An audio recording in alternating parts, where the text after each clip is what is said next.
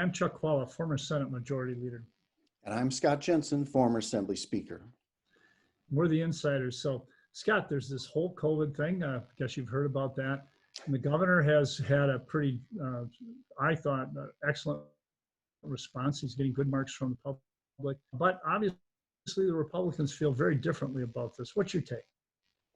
Well, my take is that the governor came out with two different plans in the space of a few days. One plan was based on a date, and the other was based upon data. And I'd like to know which one he actually means. Is it the one that's a date when he's going to reopen the state, or is it the one that's based upon data? Regardless, I think both plans have flaws. Let me give you a couple of examples. First of all, both plans anticipate opening the state up statewide either on a particular date or when they achieve particular data points.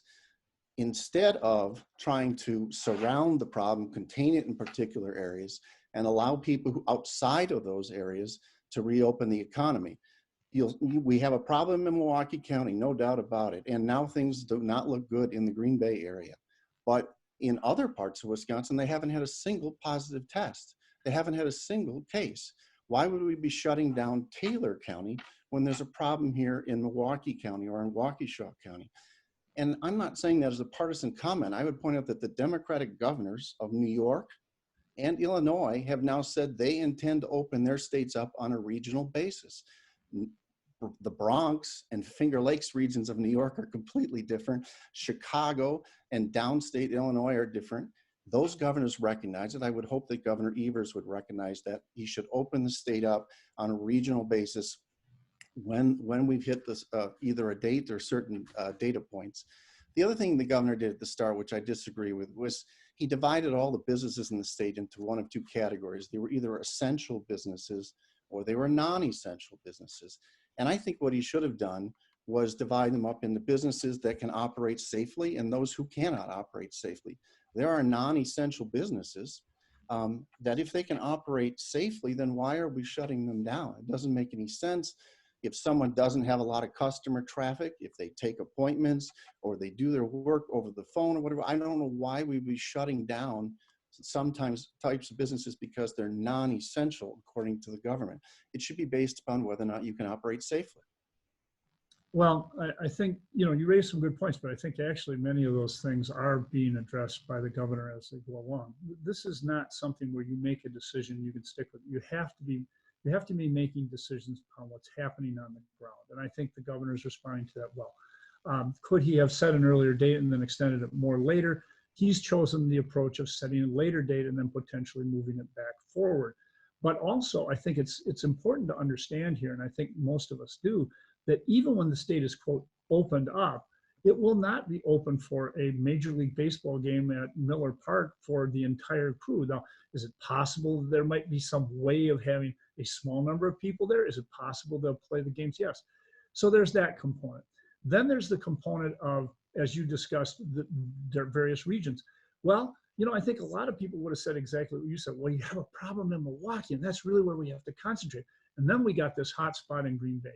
And that's the problem with opening up by regions. I think the governor may do that, and there may be ways to do some of that. But the problem is, what if you end up with South Dakota, where you have a meat packing plant, and all of a sudden it's a huge hot spot and you got 500 people? I'm not sure that when we have such, and it's good for our country that people travel between Green Bay and the rest of northern Wisconsin, or Milwaukee and the rest of southeastern Wisconsin, that it will be as easy as that. And the downside risk seems to be pretty awful. This thing is remarkably contagious. I think that so, and then you talk about the business essential or not, and certainly, but you can see just from our discussion, how, and we're just touching the surface, how complex this is. And I think the governor is doing everything he can. What bothers me is that at this time when I think all of us want to pull together and know that we need to pull together through this very difficult time, that we're not getting that kind of response from opponents. I believe that especially Robin, Voss, and Fitzgerald have not made that switch from a partisan attitude that this is a partisan event to this is an existential threat to our state. And let's work together, gentlemen. This is the time to be bipartisan. I don't think they have made that transition, and that is really bothersome to me. How dare they ask Andrea Palm at DHS, who's doing amazing work, to work with them when they have not even given her the dignity of an opportunity to vote on her confirmation. That's just wrong. I think that this shows this is a time when we all want to pull together. And those of us, and I think the governor is definitely one of these people who moved the state to pull together, I think they will do well. I think politicians who don't get that and want to be partisan will not do so well. Well, Chuck, I think if we were all acting in a bipartisan fashion, we'd get what was done last week, which was a bipartisan bill that passed both houses of the legislature and was signed into law immediately by the governor. Instead, on these two plans, the governor's acting on his own. He is just announcing stuff suddenly and saying, this is what we're going to do. And that's why the Republicans filed the lawsuit. They're going to win that lawsuit because you cannot take because of a partisan Supreme Court and no other reason. No, because you cannot take an unelected bureaucrat like Andrea Palm and invest in that person powers greater than those powers held by the governor and the legislature. You know that, you're a lawyer. There's no way the legislature can delegate those powers to an unelected bureaucrat. That they will lose in that lawsuit, and then we will get the bipartisanship because the governor will have to sit down and work with Republicans like they did on the legislation.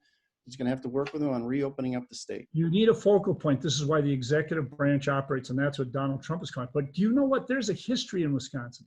You know, the last time that we had these huge powers that were granted to the Department of Human Services Secretary, we have an experience. In the Spanish flu epidemic, improperly named, back in 1918, the state of Wisconsin did quite well. But you know where we didn't do well? We didn't do well in Marathon County, and there was a terrible outbreak. Do you know why that happened? It's because Marathon County refused to follow the orders and did not do what they needed to do. This is not about partisanship. This is not about regional aspects. This is about following the science and doing what is right for all of the people of our state. And for Republicans to file lawsuits instead of working with the governor, and everyone knows that that's what's going on. This is not good. In fact, even in the legislation that was passed, there were some gotcha provisions that Republicans included because they had to do their partisan thing. Stop, gentlemen, stop. This is about the people of the state. Let's get there. This is a governor who comes from education where everybody gets along. Everybody shares the same values.